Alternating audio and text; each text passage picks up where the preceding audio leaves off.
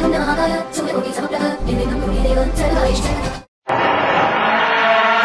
रात होती है तो हम एक दिया जला लेते हैं और उसकी रोशनी में खुद को महफूज समझते हैं, मगर उस रोशनी के परे जो अंधेरा है वो अपने अंदर बहुत सारी कहानियां समेटे हुए है और इन्हीं कहानियों को आपको लेकर आता है रात के अंधेरे में।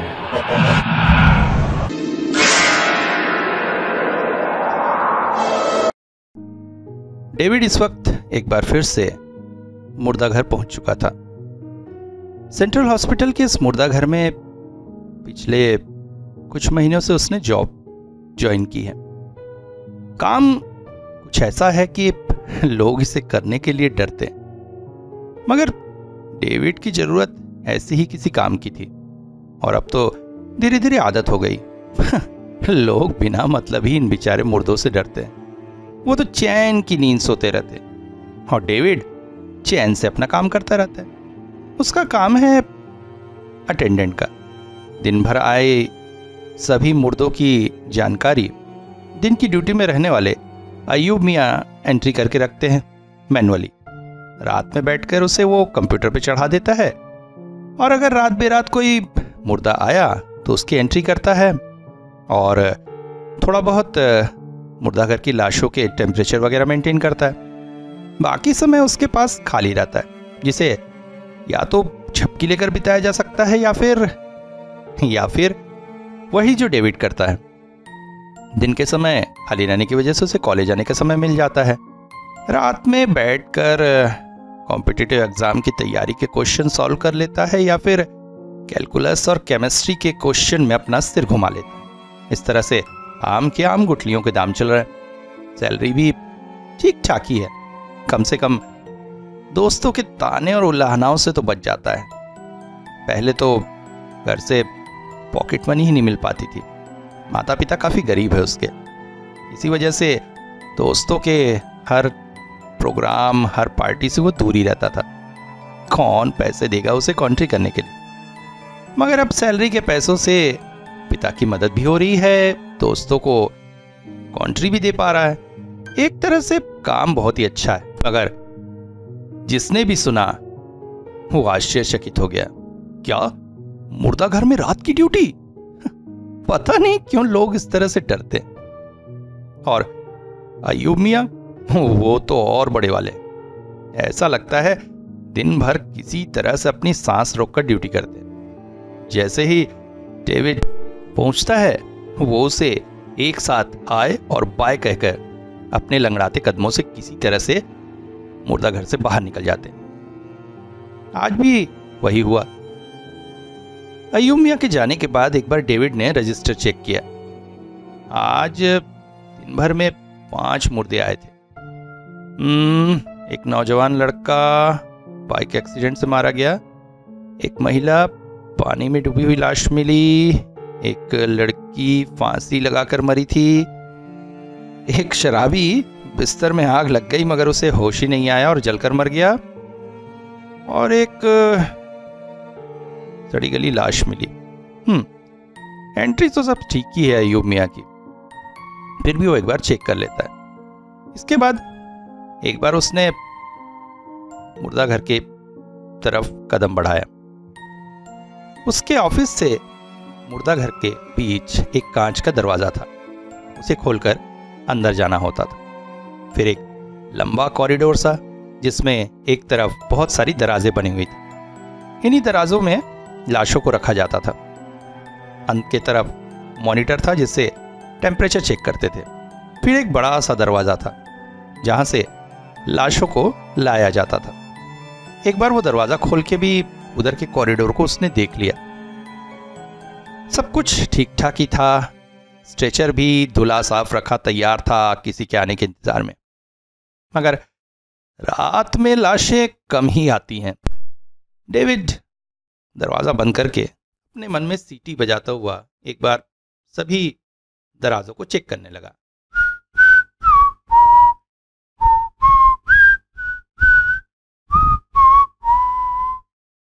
तभी उसके कदम ठिठक गए 14 नंबर के दराज की तरफ। पिछले दिनों इस दराज में एक बुढ़िया की लाश आई थी। बुढ़िया के चेहरे को देखकर बहुत अजीब लगा था उसे। ऐसा ऐसा चेहरा उसने बहुत कम ही देखा। ऐसा लगता था जैसे उसकी कोरी, सिर, खोपड़ी, सब कुछ हड्डियों से ही बना है, मांस तो जैसे है ही नहीं। शरीर की हालत भी वैसी, मैले कुचैले कपड़े, बिना धुले बाल। जो जानकारी मिली उसके अनुसार बुढ़िया गांव के एक सिरे पर अकेली ही रहती थी। कुछ लोगों का मानना था कि उसमें कुछ दिव्य शक्तियां हैं जिससे वो लोगों का भला करती थी। पति बच्चे की मौत हो चुकी थी, संसार में बेचारी अकेली ही थी। रातों में अजीब अजीब सी क्रियाएं करती थी। गांव वाले कुछ लोग तो उसे श्रद्धा करते थे, कुछ लोग पागल कहते थे और कुछ लोग डायन कहकर उससे डरते भी थे। एक दिन घर की छत से फिसलकर नीचे गिरी। क्या करने चढ़ी थी छत में किसी को पता नहीं। क्या पता चांद पर जाने के लिए, उड़ने के लिए चढ़ी हो। खैर, जैसे तैसे उसकी कहानी खत्म हो गई। यहां उसका कोई वारिस नहीं था, इसलिए लाश को यहां लाकर रख दिया गया था। यहां अक्सर ऐसा ही होता है, बेवारिस लाशों को रख दिया जाता है और कुछ दिन इंतजार करते हैं, फिर सरकारी खर्च पर ही उनकी क्रियाक्रम या फिर कब्रगाही का इंतजाम किया जाता है। अचानक बुढ़िया की लाश का एक दावेदार पैदा हो गया। सुदूर केरल में कोई उसके रिश्तेदार रहते थे जो लाश को लेकर गए, मगर लाश जाने के बाद से अयूब मियां कुछ अजीब से हो गए थे। उनका कहना था आप भी उस दराज से कुछ अजीब सी सल्फर जैसी गंध आती है। मगर डेविड को कभी भी यह गंध नहीं आई। वैसे भी डेविड के लिए केमिस्ट्री लैब में अजीब अजीब केमिकल्स के गंध संभाल पाना संभव नहीं होता था। सल्फर की गंध से तो वो अच्छे से परिचित था, मगर अभी तक उसे ऐसी कोई गंध नहीं मिली। सीटी बजाता सभी चेंबर्स के कार्ड्स को वो देख रहा था। जब भी कोई लाश आती तो उसकी एंट्री करके दराज के हैंडल पर एक कार्ड लगा दिया जाता, जो एक तरह से उनकी पहचान पत्र होती।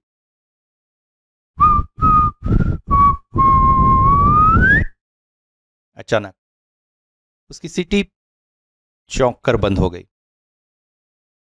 14 नंबर के जिस दराज में बुढ़िया की लाश रखी थी वो पिछले 2 दिन से खाली थी, मगर आज उसने देखा वहां पर एक कार्ड लगा था।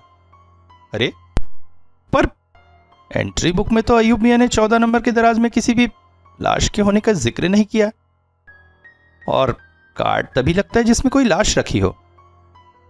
फिर चौंक कर उसने कार्ड को पढ़ना शुरू किया, मगर क्या पढ़ता। कार्ड दोनों तरफ से कोरा था। ये क्या, अयूब मियां इस तरह से कार्ड कैसे लगा सकते हैं? वो दौड़कर वापस अपने चेंबर की तरफ गया। रजिस्टर खोलकर आज की एंट्री देखी, बीते कल और उसके पहले की भी एंट्री देखी, मगर परसों जब बुढ़िया की लाश गई थी उसके बाद से 14 नंबर का वो दराज खाली ही दिखा रहा था। पर ये कार्ड कैसे लगा है? अयूब मियां क्या गलती से कुछ कर बैठे? वो दौड़ता हुआ वापस दराज के पास आया और दराज को बाहर की तरफ खींच लिया, और अगले ही पल चौंक उठा। दराज खाली नहीं था, उसमें एक लाश थी, एक लड़की की लाश। देखने से तो ऐसा लग रहा था कि आंखें बंद किए, हाथ समेटे वो सो रही हो, मगर इतनी ठंड में कोई इंसान इस तरह से कैसे सो सकता है? शरीर में कहीं भी घाव के कोई भी निशान नहीं। सुंदरता ऐसी, ऐसा लगता था स्वर्ग की कोई अप्सरा वहां सो रही। बाल बिल्कुल सुनहले कलर के, किसी परी की तरह। तभी उसकी नजर उसके गले में पड़े एक लॉकेट पर गई जिस पर लिखा था NZ। ओह, तो यही शायद इसका नाम होगा। मगर इसकी एंट्री क्यों नहीं है? उसने दराज वैसे ही खुला छोड़कर एक बार फिर से अपने चेम्बर में जाकर डायरी चेक की, मगर 14 नंबर में कोई भी एंट्री नहीं थी। मन में आया शायद कोई ख्वाब देख रहा है या भ्रम हो। वैसे भी इन मुर्दों के साथ रहते रहते कोई भी इंसान इस तरह के मति भ्रम से गुजर सकता है। एक बार सिर को अच्छे से हिलाया, मन को सिखाया सब भ्रम है, कुछ भी नहीं है।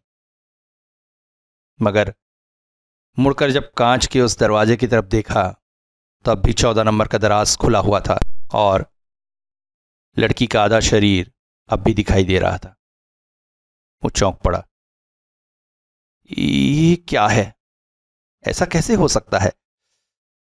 मन ही मन उसने अपने मन को भ्रम से निकालने के लिए कहा, चली जाओ चली जाओ चली जाओ, तुम नहीं हो, तुम यहां हो ही नहीं, ये सब मेरा भ्रम है। और बड़ी आशा के साथ उसने दराज की तरफ फिर से देखा। कांच के दरवाजे के उस पार अब भी लाश के शरीर के हिस्से दिखाई दे रहे थे। वो चौंक पड़ा। अब एक ही चारा है, अय्यूब मियां को फोन लगाना। उसने फोन से अय्यूब मियां का नंबर डायल किया। कुछ देर घंटी बजने के बाद एक महिला का आवाज उसके कानों में पड़ी। हेलो, कौन है? नींद भरी आवाज स्पष्ट बता रही थी कि महिला शायद सो रही थी। जी मैं डेविड सेंट्रल हॉस्पिटल के मुर्दा घर से बोल रहा हूँ। अय्यूब मियां से बात करनी है। नहीं हो सकती बात। क्यों, सो गए क्या वो? नहीं, वो घर ही नहीं आए हैं। फिर अचानक महिला की आवाज बदल गई। ठहरो, शायद वो आ गए। उसने फोन अय्यूब मियां को दे दिया। हेलो, क्या हुआ मियां? अय्यूब मियां, आप यहाँ 14 नंबर के दराज की एंट्री करना भूल गए। 14 नंबर का दराज? अरे मियां, वो तो खाली है, मैं क्यों एंट्री करूंगा? मगर वो खाली कहाँ है? मैंने देखा उसमें एक लड़की की लाश है। लड़की की लाश? अरे नहीं मियां, उस बुढ़िया की लाश जाने के बाद से वो खाली है। क्या बात कर रहे हैं अय्यूब मियां? मैं इस वक्त बैठा हुआ हूं और मेरे सामने कांच के उस पार उसमें एक लड़की की लाश रखी है। अरे ऐसा कैसे हो सकता है? आप तो बहुत गलत बात कर रहे हैं। आप मुझे बदनाम कर देंगे। इतने सालों से मैं ड्यूटी कर रहा हूं, मैंने कभी गलती नहीं की।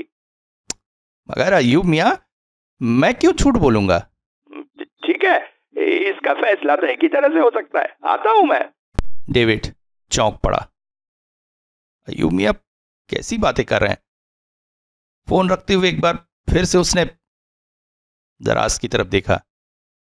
अब भी वो लाश दराज में ही थी।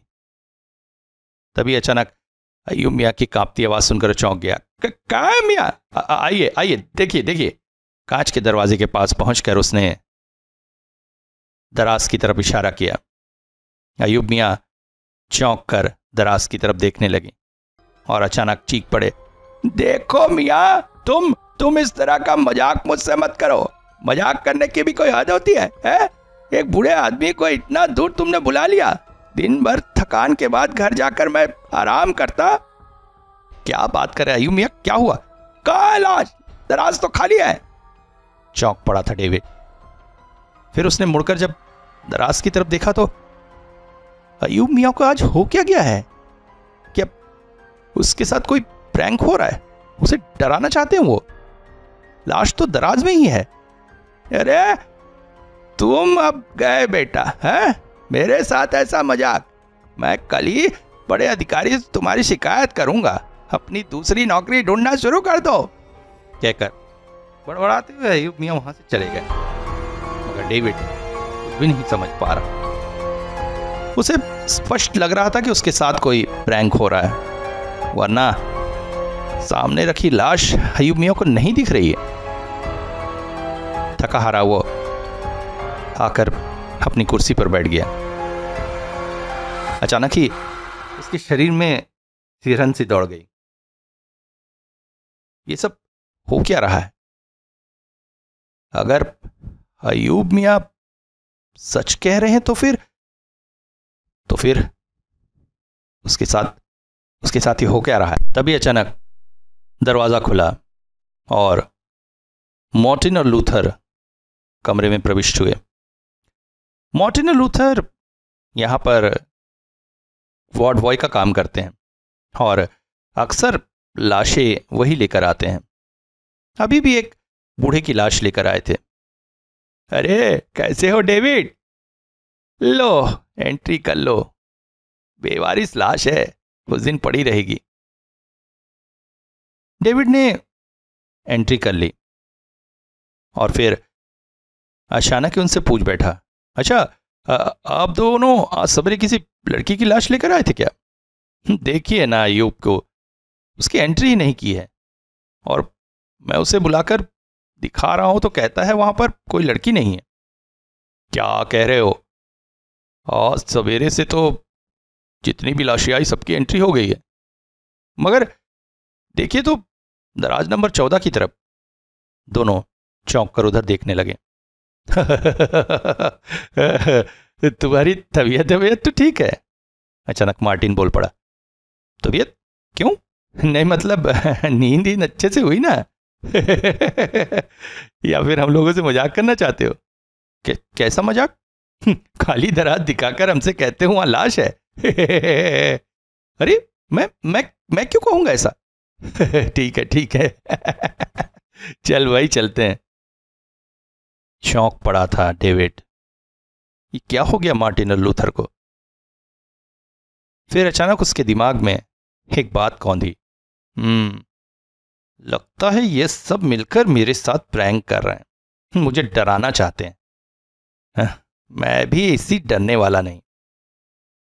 मन का डर कुछ हद तक हल्का हो गया। उसे पूरा विश्वास था ये उसके साथ एक प्रैंक ही हो रहा है। अचानक वो उस दराज के पास गया, एकटक फिर से उसे निहारा। देखो अगर तुम हो तो ठीक है, नहीं हो तो चली जाओ, मुझे भ्रमित तुम नहीं कर सकती, समझी ना? मैं किसी से नहीं डरता। एक लाश के साथ ऐसी भाषा में बात करना उसे शोभा नहीं देता था, मगर परेशान था वो। दराज उसने बंद कर दी और अपने कुर्सी पर आकर बैठ गया। थोड़ी देर किताबों में दिमाग खपाने के बाद अचानक उसकी नजर एक बार फिर से उसी कांच की गेट की तरफ चली गई और उसके शरीर में सिहरन दौड़ गई। जो दराज अभी कुछ देर पहले वो बंद करके आया था वो फिर से खुली थी और उसमें से उस लड़की का शरीर बाहर झांक रहा था। ये कैसे हो सकता है? मैंने तो खुद दराज लॉक किया था, पर ये कौन है, ये कैसे पता चलेगा? तभी उसके दिमाग में विक्टर का नाम गूंज गया। विक्टर एक प्राइवेट डिटेक्टिव है, मगर पुलिस उसकी काफी सहायता लेती रहती है बहुत से केसेस में। उन्हें शहर में हुए जुर्मों के बारे में बहुत जानकारी रहती है। यहाँ की नौकरी भी विक्टर की वजह से ही मिली थी, क्योंकि वो उसके पिता के बहुत अच्छे दोस्त थे। उसने तुरंत ही विक्टर का नंबर डायल किया। हेलो, कौन? सर मैं डेविड बोल रहा हूँ। ओह डेविड, कैसे हो? कैसे चल रहा है तुम्हारा जॉब? जी ठीक ही चल रहा है सर, एक परेशानी थी। उसके बाद पिछले समय जो कुछ भी हुआ वो सब कुछ डेविड ने विक्टर को बता दिया।